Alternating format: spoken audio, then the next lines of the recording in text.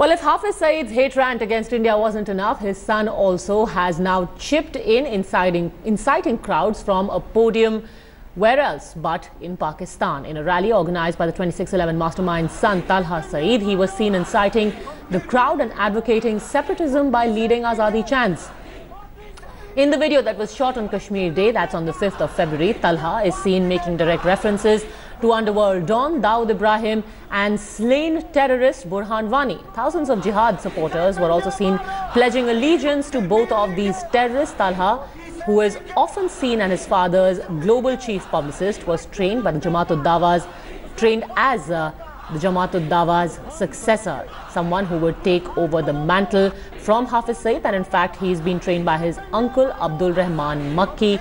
He is expected to take over the operations of the Jamaat-ud-Dawa and the Lashkar from his father.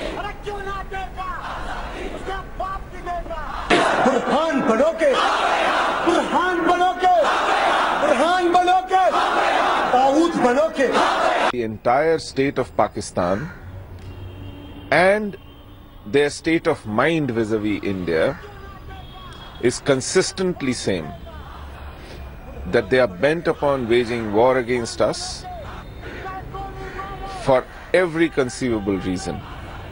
The only thing worthy of taking note here is that the next generation of jihadis is getting ready, and they will use whatever there is within their means to wage war against India. There is a direct link between Dawood and the funding of Jamaat-ul-Dawa, which otherwise would not have been getting such a large amount of funds for fighting and sending terrorists in India. Hafiz Saeed is the Amir of JUD, and maybe Talha is thinking of the next Amirship, and therefore using Dawood Ibrahim for the first time in clear terror links about India is a very important point. Major Gaurav Arya with us in the studio. In a while, we'll also be joined by our Pakistani guest. But Major Gaurav Arya, I want to ask you first of all, the kind of chants that are seen going up makes it quite clear that as far as the youth of Pakistan are concerned, these terror masterminds don't want them to become a lawyer or a doctor or for them to have any kind of gainful employment, but basically send them into India to be cannon fodder. Absolutely. This is one part of the story, and another thing that we must also understand about this. You see, Pakistan is imploding from inside. If you have such people, and who are very influential people inside Pakistan, exhorting the young of Pakistan, the tomorrow of Pakistan, to become a Burhan Wani and become a Dawood Ibrahim. Burhan Wani was a terrorist. Dawood Ibrahim is a criminal, a terrorist and a terrorist funder. And you know what you're looking at in terms of the next generation of Pakistan.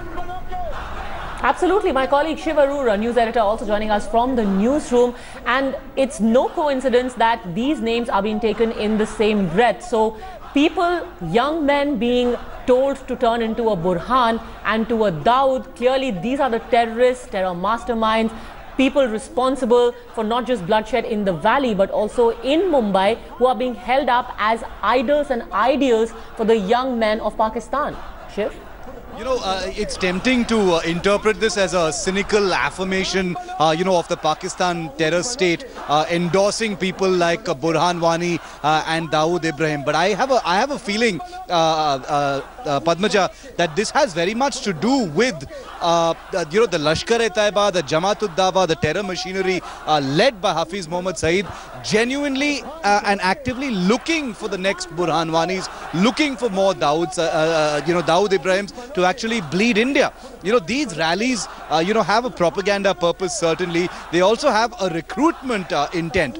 So let's make no mistake, as pressure mounts on many of these terror groups, and, if we set aside the irony that, Daddy Dearest is in detention under house arrest in Lahore, while Hafiz Jr. is on stage spewing this venom against India and invoking people like Burhan Wani and Dawood Ibrahim, the fact is these groups are under pressure. The terrorist infiltrations have gone down.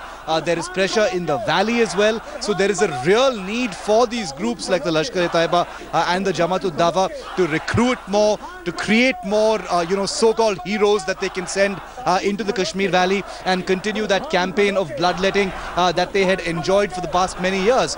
So in that sense, Talha Saeed being on stage, I suspect this is going to be the first of many such rallies. Just stay with me, because what happened at this rally, we want to tell our viewers that there are major chunks of that speech which we've actually decided to not broadcast because it's filled with the vilest of references, including to the Indian Prime Minister. They're talking about anti-India slogans have been raised. But we want to play out for you again this call to arms, as it were, to the youth of Pakistan. And mind you, this is being done right in the heart of one of Pakistan's biggest cities. It's being done in Lahore.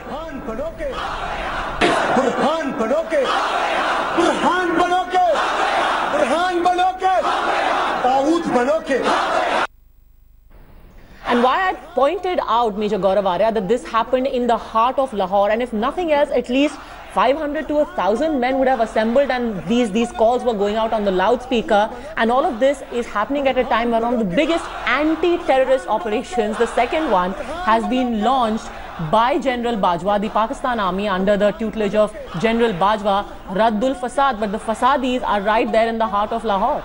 I mean, they don't look like 500 to 1,000. They look like almost a lakh of people. There's a sea of people here. And, I'm sure that when you ask Pakistanis, they will deny that this is the same Dawood Ibrahim Kaskar that we know so well. They will try to twist the story and say that this is some other Dawood that we were talking about. And also the fact that, they're preparing the next generation of Pakistanis for jihad. There has been a lot of pressure by the Indian Army in Kashmir along the line of control. Infiltration is not easy. It never was. It never was. But people see Indian Army officers and men getting martyred. They don't see the kind of damage that we are causing to the terror infrastructure. And obviously the pressure is being felt there. I think they're in the middle of Lahore or Rawalpindi, wherever they are. And now they are trying to exhort people to wage jihad against India. This is a very well-paid and organized conspiracy against India, and Dawood is the right person to do it. He trades on the Karachi Stock Exchange. He has massive real estate, commercial and residential real estate in Karachi, other places in Pakistan. He funds the pensions of Pakistani generals. He gives money to their sons and daughters to study abroad. Dawood is Pakistan Army's pension fund. I mean, this guy is funding everything that there is to fund in Pakistan. He's living like a king. So yeah, you can expect him to do all these things and much, much more in the near future. And just to underline, that when we talk about such rallies being held in the heart of Pakistan, Shiv, again goes to prove that every time this anti-terror operation, whether it be a Zarb-e-Azb or a Raddul Fasad, all of this is aimed at terrorists, but only the bad terrorists, not the good terrorists for Pakistan, namely those who are attacking Pakistan, not those who are their weapons of state policy against India. That double game has been at the core of Pakistan's terror statecraft for so many years that I suspect that there are probably factions within Pakistan that have lost track of who the good guys, the bad guys really are, and that's perhaps why you see so many terror attacks within Pakistan as well. So you're absolutely right. That track record of fiddling with terrorists for so long, and Hillary Clinton's famous line about rearing snakes in your backyard, is something that's come back to bite Pakistan several times over. But obviously all of that money, apart from what Major Gaurav just said, the money and the funds, the public expense on the funding of this terror machinery, including rallies of this kind, goes to show that Pakistan, even pinned down globally, remember the atmosphere and the circumstances we're talking about right now, Padmaja. You've got the Financial Action Task Force that's currently given Pakistan 90 days to prove that it is in compliance with terror financing norms. You've got a huge US pressure from the Trump administration on Pakistan to show that they are cracking down on big terrorists like Hafiz Saeed. But at the same time, you've got Talha Saeed on that stage saying the things that he is saying. We've had to censor some of the things he said in that speech, like you rightly said, because those are words that we will never broadcast here on India Today. But clearly the atmosphere, the political environment in Pakistan, certainly the military leadership thinks this is totally okay. Just stay with me, because we also have retired Colonel Shafkat Saeed now joining us live on the broadcast. Colonel Shafkat Saeed, Hafiz Saeed is a man that your country itself acknowledges is a danger to you. Yet you're allowing his son to issue these slogans, this call to violence, call to arms, to be a terrorist like Burhan Wani or Dawood Ibrahim right in the heart of your country. Haven't you still learned that these people are most harmful to you more than India? First of all, I came to know this video, the news about this video from your guest contact. You know, he told me that there's a video like this. I have not seen it first. And secondly, I tell you, till the time this problem exists, people would keep popping up. How many people would you take care of? You cannot. We have very big population in Pakistan and India, and let me tell you, sir, I'm sure you have a big population in Pakistan, but if you are completely unaware of easily 50,000 to 60,000 men assembling in Lahore and issuing these incendiary statements, then you really need to pull up your socks, sir. No, you need to pull up your socks. Please address the problem. Till the time this problem exists, so the problem is yours. We can't address it. If people are telling others to be terrorists like Dawood and then Burhan Wani, India can't come into Lahore and stop them from doing so. No, why should you come in? So you need to do it, Major Gaurav Arya. Sir, this is Gaurav Arya here. I'd just like to make a statement in response to what you just said. You're aware that these terror organizations are causing more harm to your country than to mine, sir. Maybe not Dawood Ibrahim. All right, we seem to have lost the line, but yes, please go ahead. Please go ahead. Maybe not Dawood Ibrahim, maybe not Hafiz Saeed, but certainly all the other terrorist organizations. Pakistanis are being massacred by the dozen every day in mosques, in marketplaces, in malls, in schools. But Pakistan doesn't seem to have learned its lesson. I think they're still caught in that 80s, 90s time warp where, you know, there was this concept of using terrorists as an instrument of state policy. After 9/11, everything has changed. But Pakistan doesn't seem to have changed. They still function with that very old mindset of, you know, let's use these jihadis against India. It's not going to pinch India so much. We have a huge army. We have sealed off the Kashmir border. These people are going to turn against their masters and kill them. So why do they persist in doing so? Because it's cheap for them. It's inexpensive. There is something called culpable deniability in intelligence operations, and this is what Pakistan practices. Pakistan has tried. It's not that Pakistan hasn't tried. It's tried in 47-48, it's tried in 65, it's tried in 1999. It's tried every time it could launch its army into an offensive against India and wrest away Kashmir by violence and force. It has failed each and every time, and it knows that it cannot do so. It cannot do so. Now there is a catch-22 situation. Both the countries are nuclear powers. So what does Pakistan do? Death by 1,000 cuts. Keep on launching these guerrillas, or these terrorists, sorry, they're not guerrillas, apologies, they're terrorists. Please, keep on launching these terrorists inside India. Keep on, quote-unquote, harassing Indian army and make it absolutely expensive for the Indian army to be in Kashmir, and then internationalize the Kashmir issue and then hope for a solution by international intervention. And Talha is basically a proxy for his father, isn't he? Because the father is supposed to be technically under house arrest, so you have him being the mouthpiece for the Lashkar and the Jamaat-ud-Dawa in the meantime. Absolutely. This is what you mentioned, that he's being groomed to take over his father's role. And Talha knows very well that Daddy Dearest is going to be in jail for a long time, because Pakistan also has a very long history of betraying the people that it breeds. You know, if Talha feels that his father is something like a state guest with Pakistan, he's sadly mistaken. The time Hafiz Saeed is no longer useful or he becomes an embarrassment to the Pakistani state, Pakistan will ensure that the information is given to people. You know, who can actually do something about it, and then Hafiz Saeed will be killed.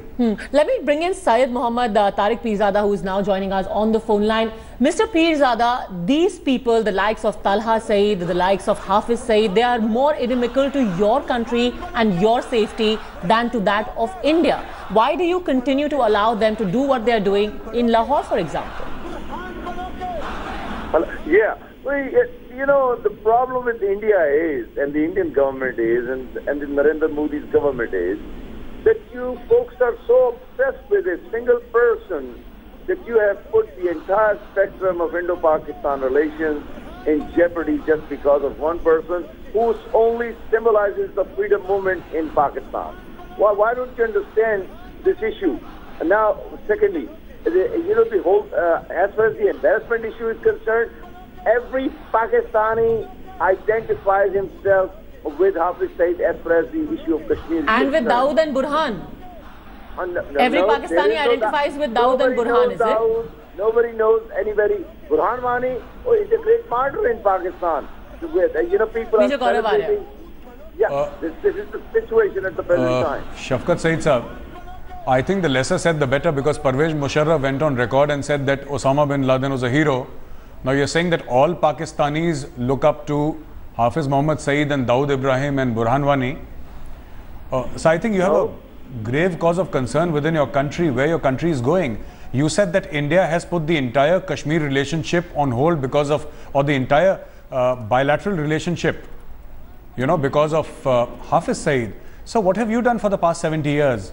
Because of Kashmir, which you do not have, you have ignored the Sindhis, you have ignored the Pashtuns, the Balochis, everybody. Pakistan is sliding into chaos, sir, just because of your mad obsession with Kashmir, which you will never get. I mean, get over it, get a life. And Mr. Tariq Pirzada, your own defense minister said that Hafiz Saeed is very dangerous for your safety, for your country's safety, yet here is his son talking to people about becoming terrorists. Mr. Pirzada. Well, there is a serious amount of suspicion about the posture of Mr. Nawaz Sharif, who is apparently the Prime Minister of Pakistan, but who is siding with India against the very interests of the people of Pakistan. So people are suspecting at the present time what is exactly the nature of Modi and Sharif relationship at the present time. So the interest of people of Pakistan is in what? In letting every young man turn into Burhan Wani? In liberating Kashmir, in upholding the banner of freedom, that's symbolized by Burhan Wani and Hafiz Saeed. This is the reality of today.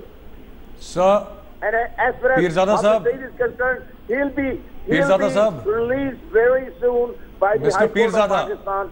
God bless you, sir, and God bless your country, because if this is what Pakistani parents are teaching their children, that don't become architects, doctors, lawyers, engineers and scientists, it's the freedom but become Burhan Wanis and become Hafiz Saeeds, because someday, sir, you have not, Mr. Tariq Pirzada, you are an educated man. You have not got Kashmir for the past 70 years.